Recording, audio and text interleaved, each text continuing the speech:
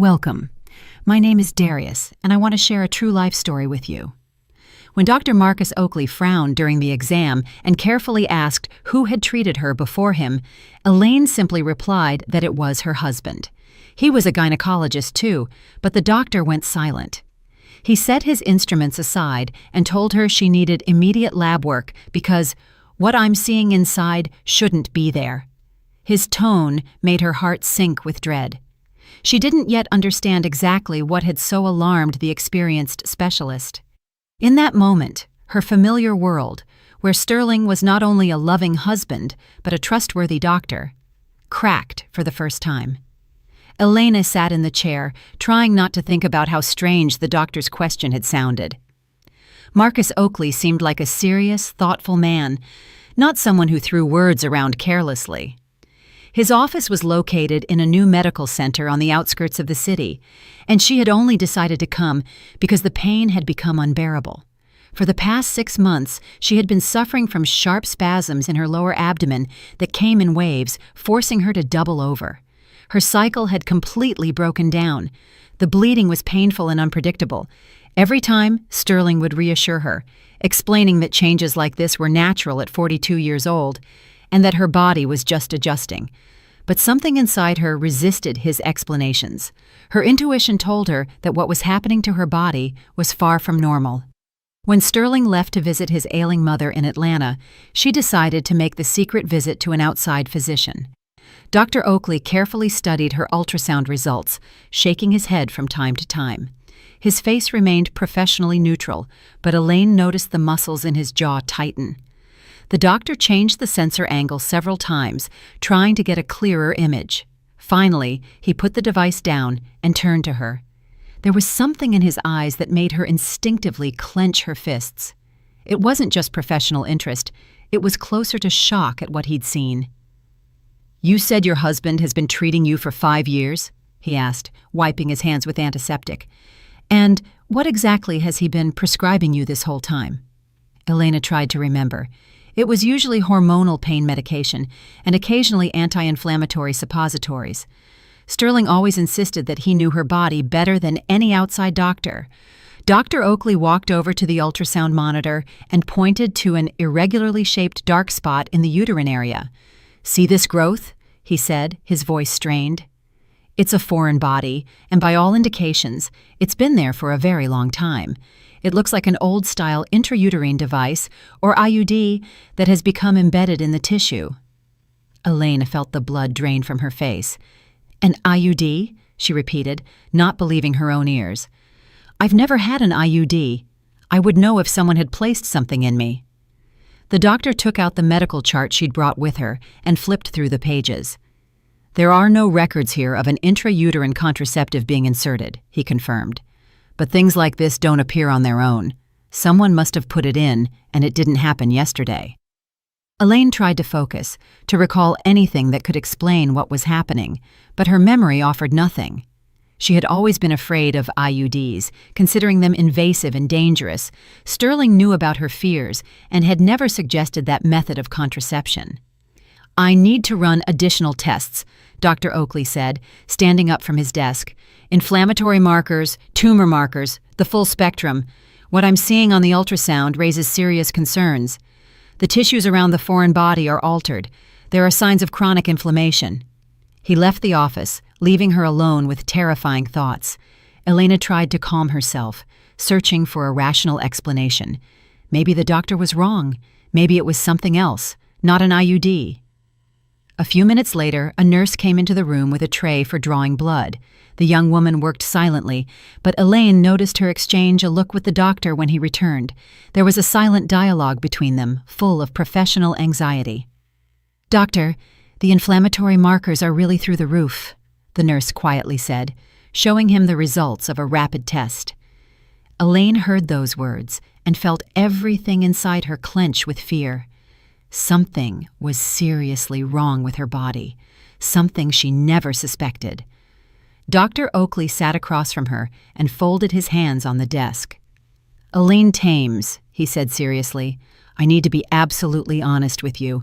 What is in your uterus poses a real threat to your health. It is not just a foreign body. It is a source of chronic inflammation that could have provoked severe tissue changes. He pulled out a referral form and began filling it out. You need immediate hospitalization at the County General Medical Center for the surgical removal of this object. The operation cannot be delayed. Every day you wait increases the risks. Elaine stared at him, unable to believe what was happening. Just this morning, she was a regular woman with chronic pain, and now she was being told about urgent surgery and serious risks. How could this happen? How could she not know what was going on inside her own body? And one more thing, the doctor added, handing her the referral. Given the circumstances under which this foreign body may have ended up in your system without your knowledge, I strongly recommend you contact law enforcement. What happened to you may qualify as a felony. Those words sounded like a death sentence. Elaine took the referral with trembling hands, still not fully grasping the magnitude of what she was facing. A crime. Who could have committed a crime against her? Who had access to her body when she was vulnerable? A single thought, terrifying and impossible, was already beginning to form in the depths of her mind. A thought she was reluctant to entertain, but which explained everything. The thought that the person she trusted most in the world might have betrayed that trust in the most monstrous way. Leaving the medical center, Elena felt the world she had lived in for the past 15 years collapsing. A world where Sterling was a loving husband and a caring doctor, where their marriage seemed solid and dependable. Now, that world was cracking, and she dreaded imagining what would be revealed when it finally crumbled. The operating room at the County General Medical Center was flooded with bright light. When the surgeon, Dr. Vernon Harmon, began to extract the foreign body from Elena's uterus, what he saw made him freeze for a moment with his instruments in hand.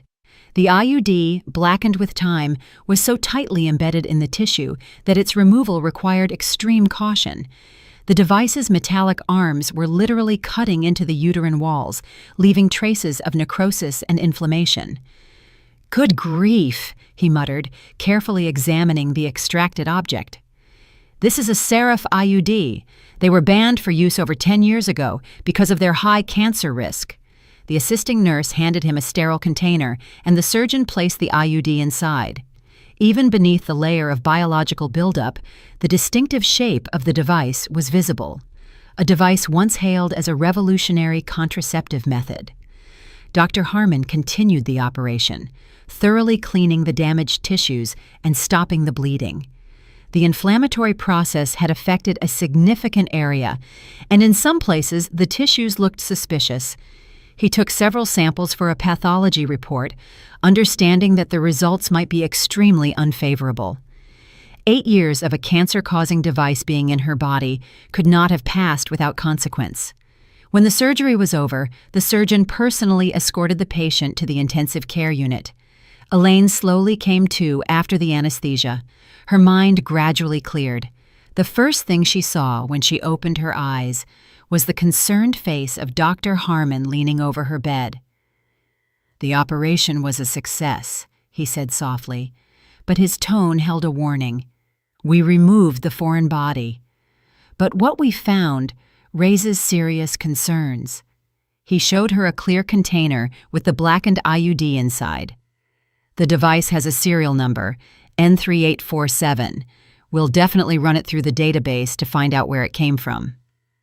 Elena looked at the piece of metal that had been poisoning her body for 8 years and couldn't believe the reality of what was happening.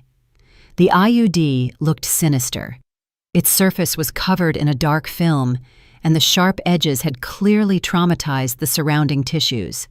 How could something like this have ended up inside her without her knowledge? How could she not have felt this foreign body? Dr. Harmon explained that old-style devices were often inserted without adequate pain relief, and patients might not remember the procedure, especially if it was performed under general anesthesia during another surgery. But the main concern was not the IUD's presence itself, but the consequences of its prolonged existence in her body. The Seraph IUD was taken off the market precisely because of its ability to cause malignant tumors. A few hours later, a woman in a severe suit entered the room and introduced herself as Detective Nia Blount. She took out a recorder and a notebook, settling into a chair beside the bed. Her appearance meant the case had gained official status, that what happened was being treated as a possible crime. "Aline Thames," the detective began, "I need to ask you a few questions about how this device might have ended up in your body. Did your husband have access to your medical chart? When was the last time you were under general anesthesia?" These questions struck her like hammer blows, each one bringing her closer to the terrible truth. Elaine tried to concentrate, recalling all the medical procedures of recent years. She had only been under general anesthesia once, 8 years ago, when she had her appendix removed. At the time, Sterling insisted that the surgery take place at his private practice, not the city hospital. "Why would you need outside doctors?" he'd asked.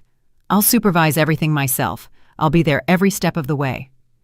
The detective carefully recorded every word, clarifying details from time to time. Who else was in the operating room? How long did the surgery last? What was the post-operative period like? Elaine answered mechanically, but with every question a terrible suspicion grew in her soul. Sterling had indeed controlled everything. He had been there from start to finish. Detective Blount explained that inserting an IUD without a patient's consent qualifies as a serious crime against the person, especially considering the device used was known to be hazardous to health. The maximum penalty for such actions could be up to 10 years in federal prison. The next day, the hospital room phone rang. It was the medical records laboratory. The voice on the line sounded official and dry, but the information was like an electric shock. The IUD, with serial number N3847, was registered as having been disposed of on March 15th, 8 years ago, at the very women's health practice managed by Sterling Thames. Detective Blount, who was present during the conversation, immediately contacted her colleagues to obtain the disposal records. Elaine lay in bed, feeling the last hope that this was all a terrible misunderstanding crumble. The facts stacked up into a horrifying portrait of betrayal by the man she had entrusted with her life. Dr. Harmon returned with the results of the urgent pathology report, and his face was grim. Tissue samples taken during the operation showed the presence of atypical cells, characteristic of a pre-cancerous condition. Stage 3 dysplasia required immediate additional treatment and permanent oncological monitoring. This is a direct consequence of the long-term exposure to the carcinogenic device, the surgeon explained. If the IUD had remained in your body for another year or two, we would be dealing with advanced cancer. You were incredibly lucky that you went to Dr. Oakley when you did. His words sounded like a death sentence, not only for her health, but for her marriage. Elaine asked for her phone to call Sterling and tell him what had happened, but when she dialed his number, an unfamiliar woman answered. "Hello, who is this?" a woman's voice asked with a slight irritation. "Sterling is busy right now. He's taking care of a sick patient." Elena silently hung up, realizing her husband's deceit stretched far wider than she could have imagined. Detective Blount received copies of the documents from Sterling's practice via fax. According to the medical device disposal log, IUD N3847 had been written off as defective and subject to destruction. The signature next to the entry belonged personally to the practice manager, but instead of being destroyed, the device had been used for the secret sterilization of his own wife. Detective Blount explained to Elena that they now had enough evidence to open a criminal case. Witness testimonies, medical records, expert analysis results, everything pointed to the deliberate actions of Sterling Thames. All that remained was to obtain his confession or find additional clues confirming the motive for the crime. Elena lay in the hospital room, staring at the ceiling and trying to grasp the scale of the betrayal. The man she had lived with for 15 years, whom she had entrusted with her body and soul, was capable of monstrous cruelty. He wasn't just lying to her. He was methodically destroying her health, depriving her of the ability to have children, and exposing her to the risk of cancer. But the most horrifying realization was that all this time, Sterling had been playing the role of a loving husband and doctor. He comforted her when she complained of pain, prescribed treatment that couldn't possibly help, knowing perfectly well the true cause of her suffering. Every consolation, every explanation about age-related changes, was a cynical lie. Now she had to fight not only for her health, but also find the strength to confront the man who had been the center of her world for so long. Ahead lay the court, the investigation, the need to prove what seemed incredible, even to herself. But most importantly, she had to find the answer to the question that tormented her the most. Why did Sterling do this? What compelled him to commit such a crime against his loving wife? If you like this video, please give it a thumbs up so YouTube knows you're interested in stories like this and recommends more quality narratives. Discharged from the hospital on the third day after surgery, Eileen headed straight to the women's health practice where Sterling worked. Detective Blount had given her special permission to examine her husband's office as part of the investigation. The security guard reluctantly let her in, constantly glancing at his phone as if debating whether to warn the manager about his wife's visit. Everything in Sterling's office was familiar down to the smallest detail. The massive oak desk, the leather chair, the framed diplomas on the walls, the photograph of their trip to Hawaii. But now, this familiar setting seemed like a backdrop concealing a monstrous secret. Elaine walked over to the safe, whose code she knew by heart. It was their wedding date. Inside the safe were documents Sterling considered especially important. Among them, she found a thick folder containing medical device logs from the past 10 years.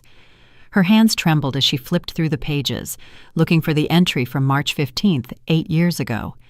And there it was, the entry about the disposal of IUD N3847, next to which was Sterling's sprawling signature. The office door quietly opened, and a young woman in a white coat appeared in the doorway. Elaine recognized her. It was Oliva Reese, one of the clinic's nurses, always cheerful and efficient. But now, Oliva's face showed confusion and fear at the sight of the manager's wife holding the documents. "Elaine Thames," Oliva said uncertainly. "What are you doing here? Dr. Thames said you were in the hospital after surgery." The nurse was holding something that she tried to hide behind her back, but Elena managed to catch a glimpse of the distinctive packaging of a pregnancy test. "I've already been discharged," Elena replied, carefully studying the young woman's face. Oliva looked distressed. Her cheeks were flushed, and her eyes darted around. "What is that in your hand?" Elena asked, though she already guessed the answer. The nurse became even more flustered and pressed the test to her chest. "It's personal," Oliva mumbled, but her voice sounded unconvincing. Elena noticed a gold ring with a small diamond sparkling on the ring finger of her right hand. The ring was strikingly similar to her own wedding ring, which Sterling had given her 15 years ago. "That's a beautiful ring," Elena commented, pointing to the nurse's hand. "Where did you buy something like that?" Oliva instinctively hid her hand behind her back, but it was too late. "It was a gift from my sweetheart," she replied quietly, and a note of defiance entered her voice, as if she were protecting something very dear. Elaine felt everything inside her tighten with the premonition of new revelations. Did Sterling's betrayal stretch even further than she could have imagined? Did he have a mistress besides the secret sterilization, to whom he gave the exact same rings he gave his wife? Oliva tried to leave the office, but in the hallway, an older woman with a noticeably rounded belly called out to her. Elaine recognized her as Marina Vance, a longtime patient of the clinic who had been monitored there for years. The woman looked tired but happy, clearly expecting a child at a mature age. "Oliva, thank you so much," the pregnant woman said, hugging the nurse. "If it weren't for you, I don't know how we would have managed the housing for me and my kids. Dr. Thames is such a kind man. He helped with the apartment paperwork. My older ones are so happy they're going to have another little brother or sister." Elaine froze when she heard those words. It meant Sterling had children with other women, and he was helping them with housing. How many secrets was the man she considered her husband concealing? Oliva noticed Elena had overheard the conversation, and her face went white with fear. "Marina Vance, not here." the nurse whispered, trying to move the pregnant woman away from the manager's office. But it was too late. Elena had heard enough to understand the scale of the deception. Sterling had not only deprived her of the ability to have children, but he was also fathering them with other women. The patient left. Oliva remained standing in the hallway, unsure what to do. Elena walked out of the office with the logbook in her hands and approached the nurse. "How many children does he have?" she asked, looking directly into the young woman's eyes. Oliva tried to deny it, but her gaze gave everything away. "I don't know what you're talking about," she mumbled, but her voice trembled with distress. "Dr. Thames just helps patients. He's a good doctor." Elaine shook her head, realizing that the nurse was either deceived herself or was an accomplice in this complex game. At that moment, the security guard's phone rang. He had been watching them from his booth. Elaine heard snippets of the conversation, from which she understood someone was asking the man about what was happening at the practice.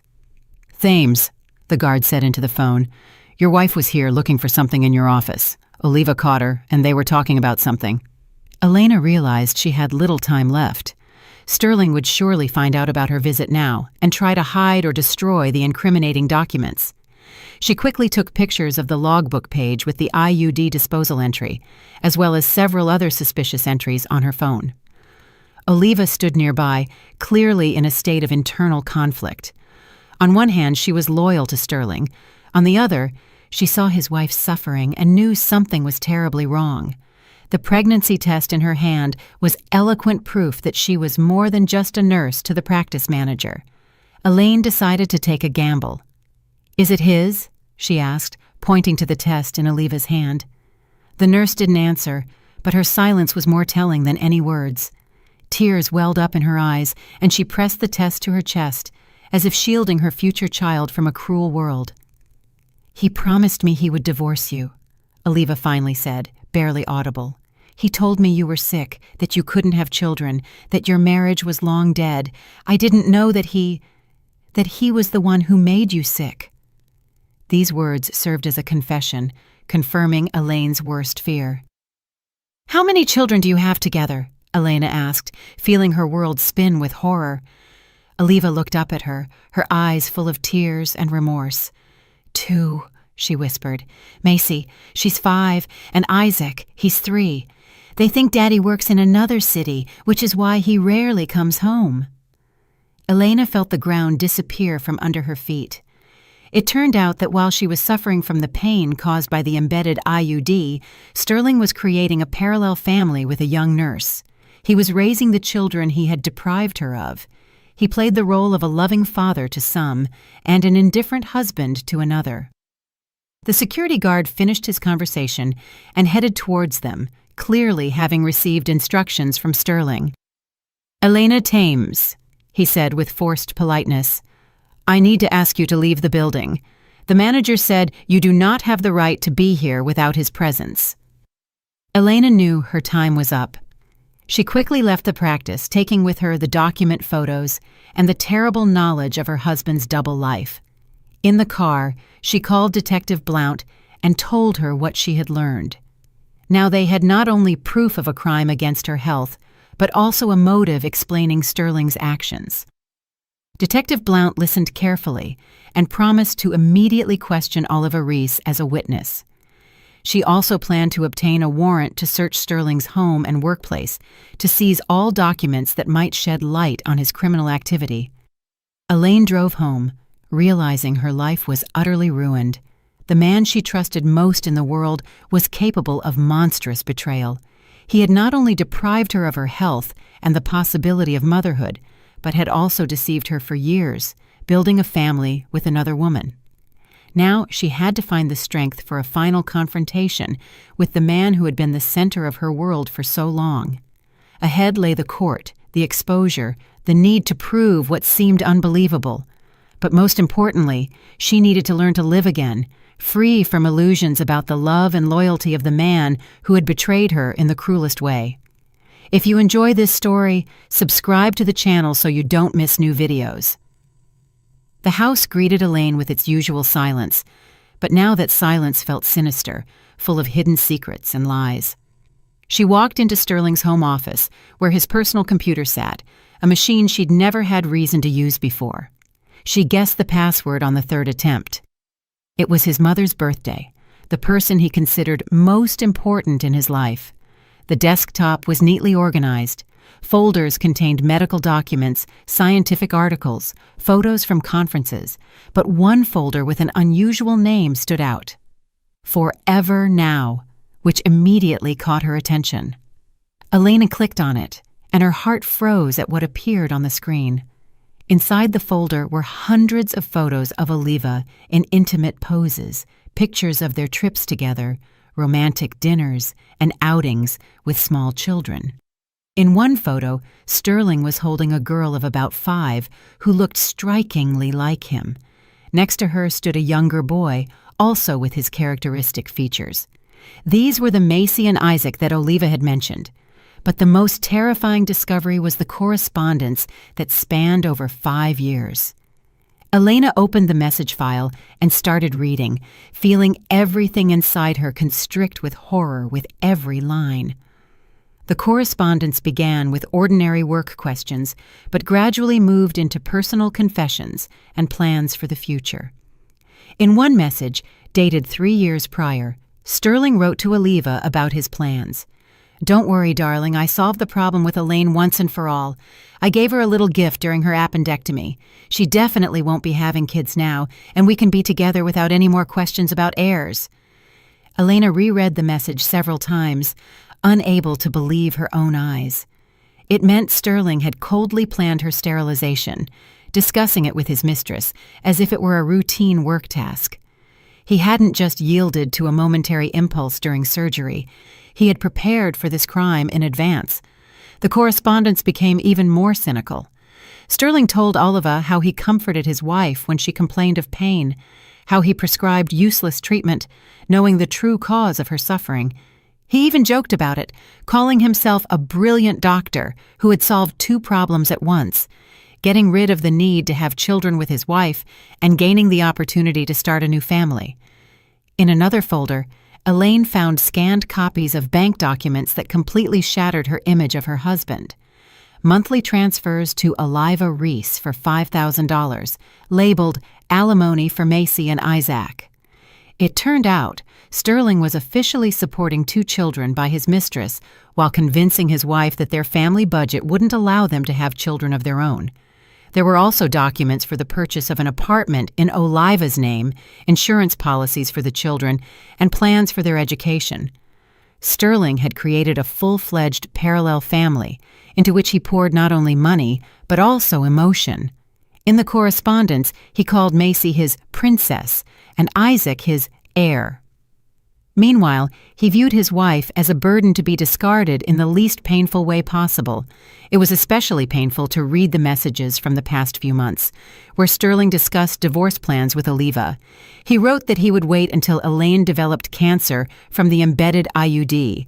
Then he could divorce her under the pretense of not being able to handle the psychological stress of his wife's illness. Public opinion would be on his side, and the assets would remain his. Elaine saved all the discovered files onto a flash drive, understanding that these were the key pieces of evidence of her husband's crime. But emotionally, she was completely shattered, realizing the extent of the betrayal. The man she had lived with for 15 years had not just deceived her, he had methodically destroyed her life, planning every step of that destruction. The phone rang. Detective Blount's name lit up the screen. "Aline Thames," the familiar voice said. "I have news for you, and it's not great. We received the results of the additional tissue analysis taken during the surgery. You have precancerous changes of the 3rd degree. This is a direct consequence of the long-term presence of the carcinogenic IUD in your system." Elaine listened to the detective's explanation, feeling numb with horror. It meant Sterling hadn't just deprived her of the ability to have children. He had effectively sentenced her to a painful death from cancer. If she hadn't gone to Dr. Oakley, she would have had advanced cancer in a year or 2, with minimal chances of recovery. Detective Blount continued to explain the legal aspects of the case. Sterling now faced charges not only of causing grievous bodily harm, but also attempted murder. The maximum sentence for the combined charges could be up to 15 years in prison. The detective also informed her that she had obtained a warrant to search the house and seize all documents related to the case. Elena told her about the discovered correspondence and bank documents that confirmed the motive for the crime. Detective Blount listened carefully and asked her not to touch the computer until the experts arrived, so as not to compromise the integrity of the digital evidence. The search was scheduled for the next morning, but the detective warned that Sterling might try to return home and destroy the evidence. Just as Elaine finished her conversation with Detective Blount, she heard the front door open in the hallway. Her heart stopped with fear. She hadn't expected Sterling to return so early. "Honey," his voice called out from the hallway, "I'm back early. I have a surprise for you." His tone sounded as usual, affectionate and caring, but now that affection felt like a repulsive mask. Elena quickly closed all the files on the computer, but left the screen with the correspondence open. Let him see that his secret was exposed. Let him understand that the game was over. She took the container with the extracted IUD from her purse, which Dr. Harmon had given her as physical evidence. Sterling's steps approached the office, and Elaine braced herself for the hardest conversation of her life. She was about to look into the eyes of the man who had methodically been killing her for 8 years while playing the role of a loving husband and a caring doctor. She had to find the strength to stand against his lies and manipulations. The office door opened, and Sterling appeared in the doorway with a bouquet of red roses in his hands. He looked rested and happy, clearly anticipating a reunion with his wife after a week apart. But his expression instantly changed when he saw Elaine at his computer with the correspondence open on the screen. "Elaine," he said uncertainly, "what are you doing here? Why are you going through my computer?" His voice trembled, and his eyes darted between the screen and his wife's face, trying to assess the scale of the disaster. The roses dropped from his hands and scattered across the floor, symbolically ending their family idyll. Elaine silently turned the monitor toward him so he could read his own words about giving her a little gift during the surgery. Sterling went pale, realizing his most terrible secrets were exposed. Fear flashed in his eyes, then anger, then fear again. He knew his career, reputation, and freedom were hanging by a thread. "It's not what you think," he began, trying to find an explanation for the inexplicable. "I can explain everything. It was a medical necessity. You don't understand all the circumstances." But his voice sounded unconvincing even to himself. His words were confused, and his hands trembled with nervous strain. Elaine stood up from the desk and walked toward him, holding the container with the blackened IUD. "Here's your little gift," she said quietly, but her voice was steel. "For 8 years, you poisoned me from the inside with this garbage, deprived me of the ability to have children, drove me to a precancerous condition. And all this time, you played the role of a loving husband." Sterling tried to snatch the container from her hands, but Elena backed away. His mask finally slipped, and she saw the true face of the man she had lived with for half her life. It was the face of a predator cornered, ready to do anything to save his own skin, a man for whom she had never been anything more than an obstacle to happiness with another woman. Sterling stood in the office doorway. His face rapidly changed expression from surprise to comprehension, from fear to despair. The roses lay on the floor, their red petals scattered across the carpet, creating a sinister picture of a ruined idyll. He saw his correspondence with Oliva on the computer screen, understood that his most terrible secrets were exposed, but still tried to find a way to wriggle out of the situation. "Elaine, what are you doing here?" he repeated, taking a step into the room. "Why are you digging through my personal files? This is a violation of privacy. You have no right." His voice trembled with nervous strain, and his hands clenched into fists. He was still trying to play the role of the offended husband whose privacy had been violated. Elaine slowly turned to him, holding the container with the blackened IUD in her hands. Her face was pale, but her eyes burned with the cold fire of righteous anger. "Is this your surprise?" she asked quietly, holding up the container. "For 8 years you poisoned me from the inside with this garbage, deprived me of the ability to have children, drove me to a pre-cancerous condition." Sterling lunged at her, trying to snatch the evidence from her hands. "Give that to me!" he yelled, losing the last shreds of his self-control. "You don't understand what you're doing. This could ruin my career, my reputation." Elena dodged him, pressing the container to her chest. For the first time in all their years of marriage, she saw her husband's true face, without masks or pretense. At that moment, footsteps sounded in the hallway, and Detective Blount's voice cut through the tense silence. "Sterling Nicholas Thames," she said in an official tone, walking into the office accompanied by 2 police officers. "You are under arrest on suspicion of causing grievous bodily harm and attempted murder.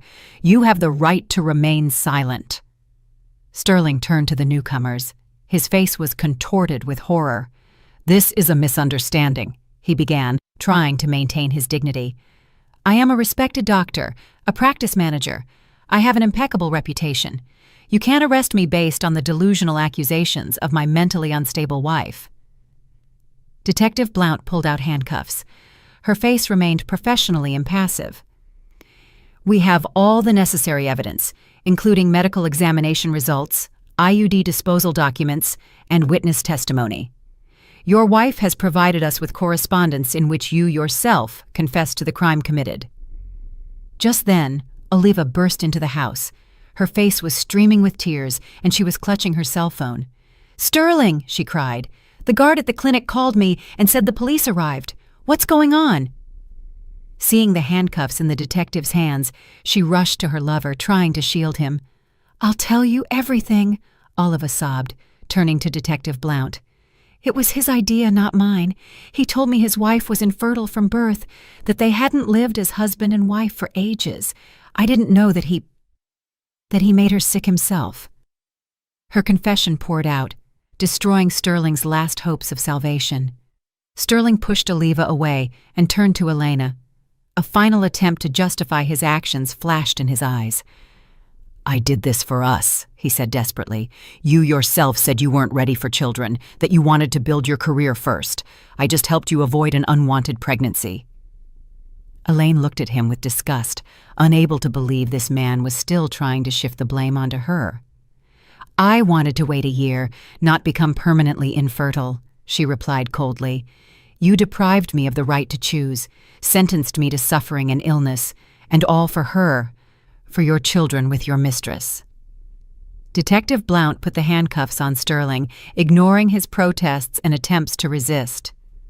"Oliva Reese," she addressed the weeping woman, "you need to come with us to give your statement. You are a key witness in this case." The nurse nodded, understanding that her life too had fundamentally changed.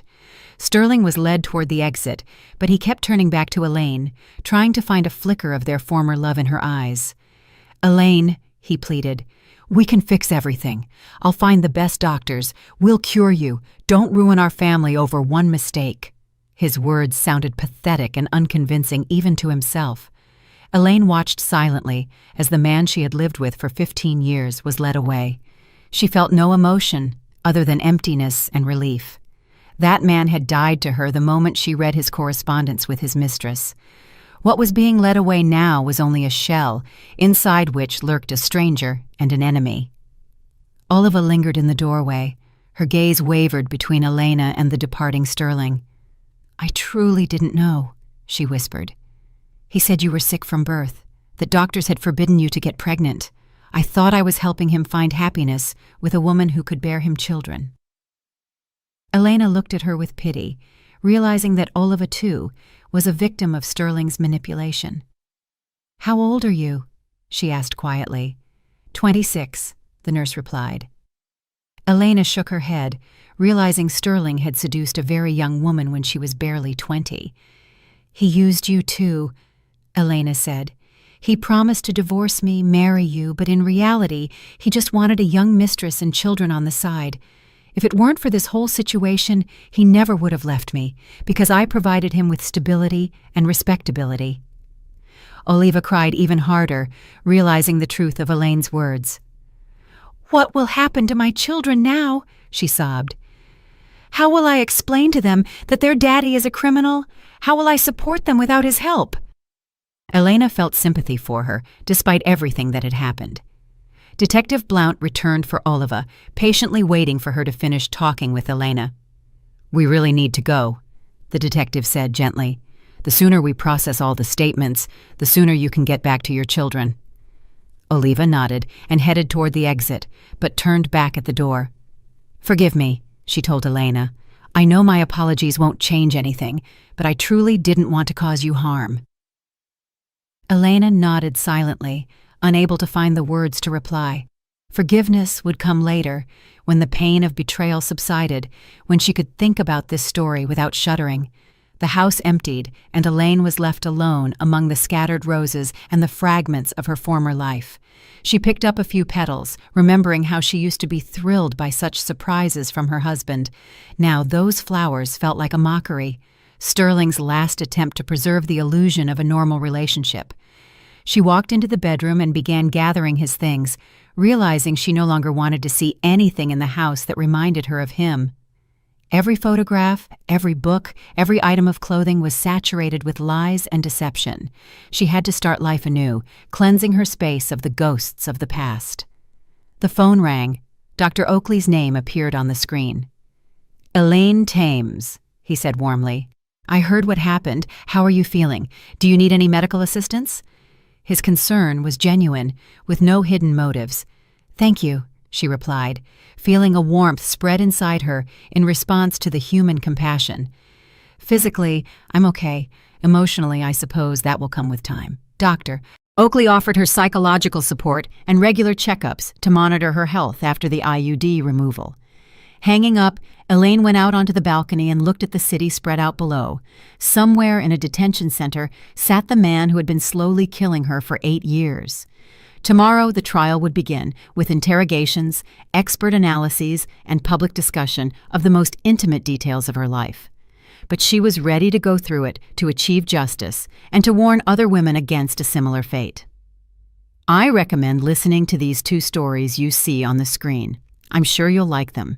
And in the comments for this video, you'll find a link to a collection of the best stories from around the internet.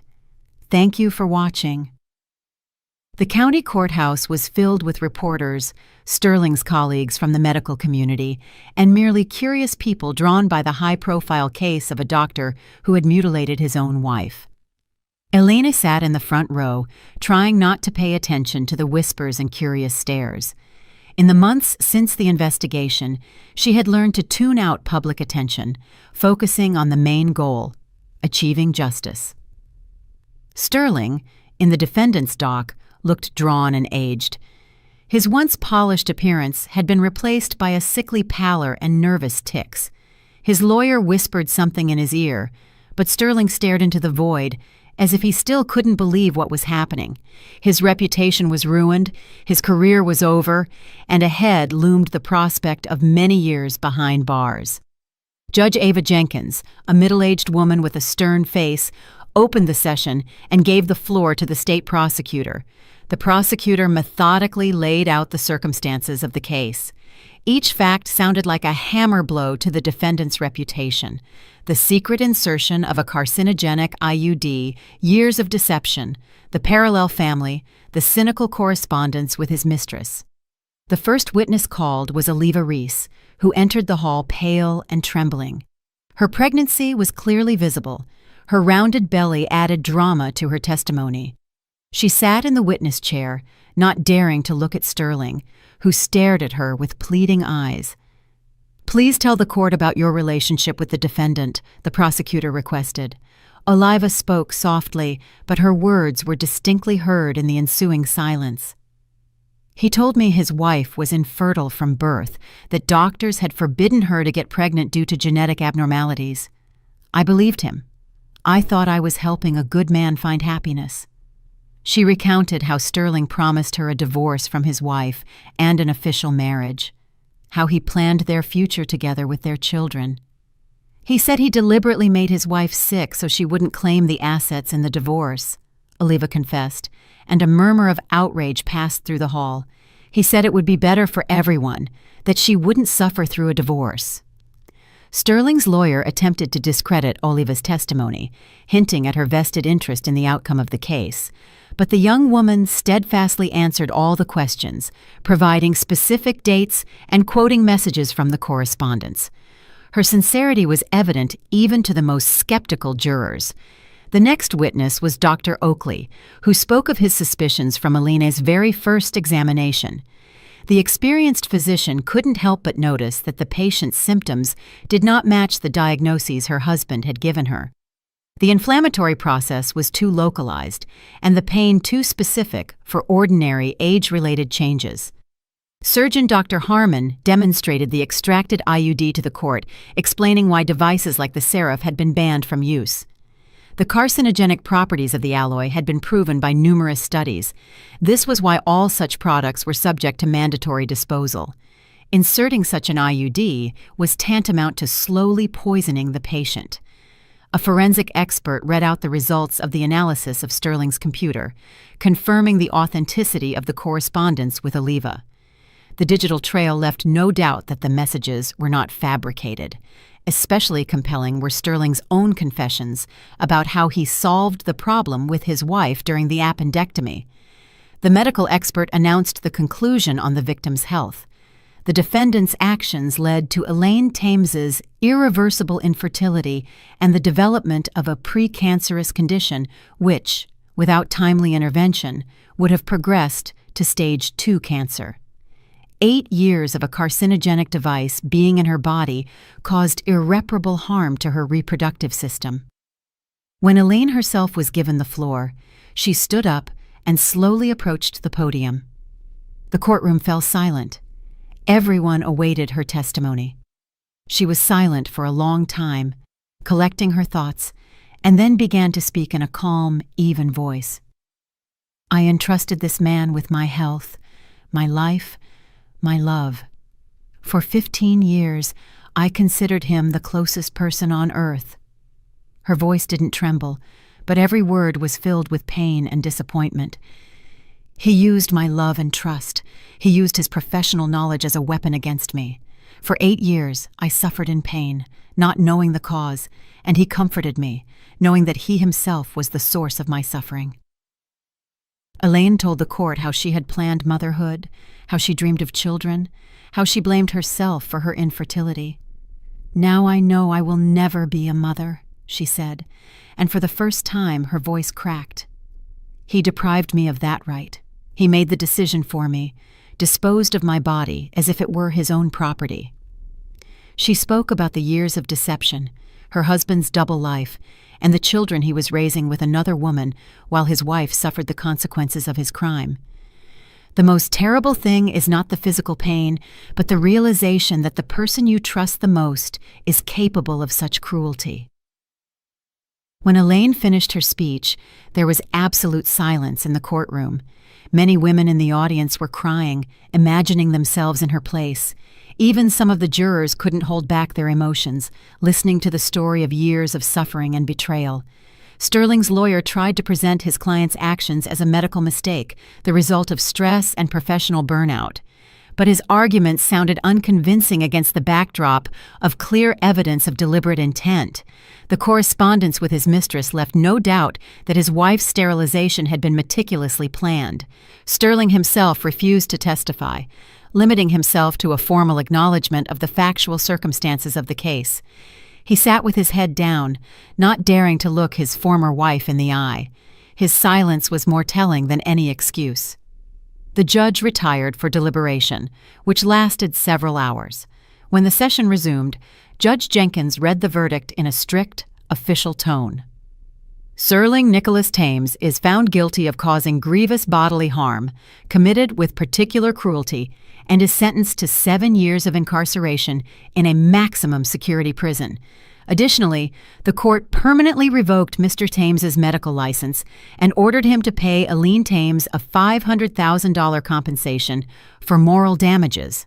He must also reimburse all costs for the victim's treatment and rehabilitation." Sterling was led away in handcuffs.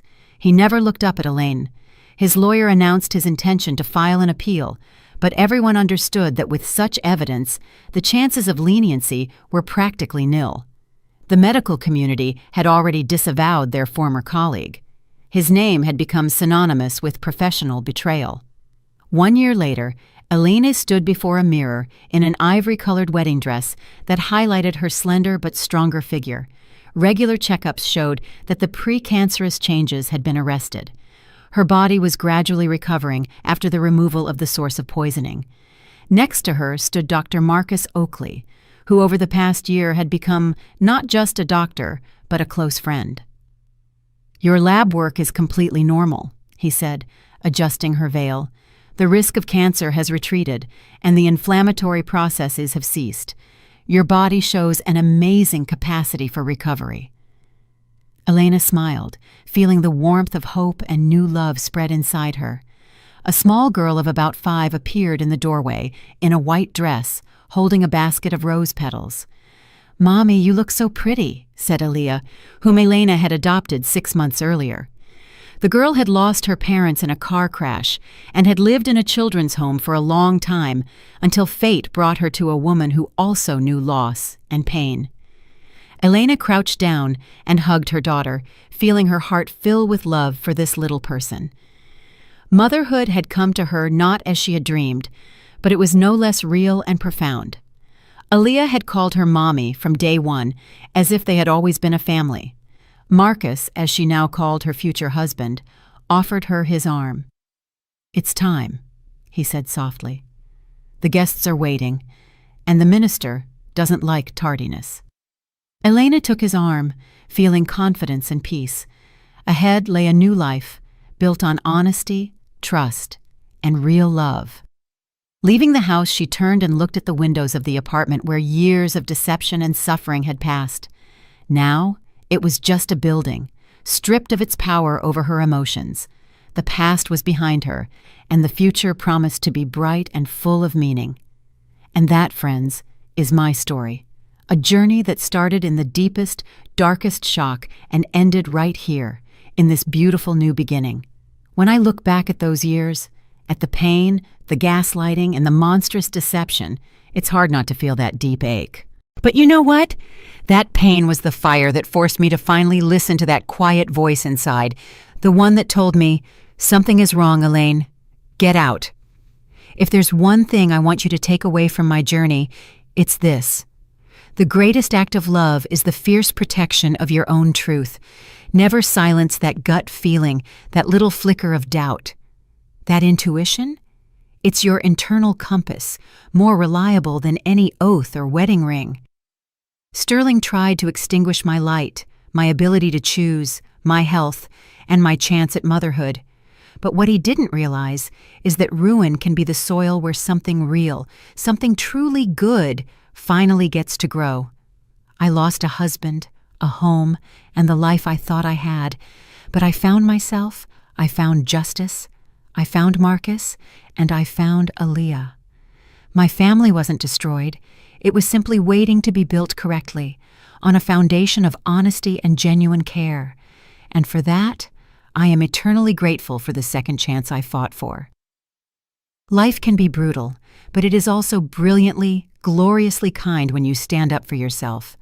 Hold on to hope, because even after the deepest betrayal, the sun absolutely rises again. If you feel the same way I do, and you enjoyed my story, show it by giving this video a like. Let's see our numbers. I'm curious, what city are you listening to me from, and at what time? Write it down in the comments.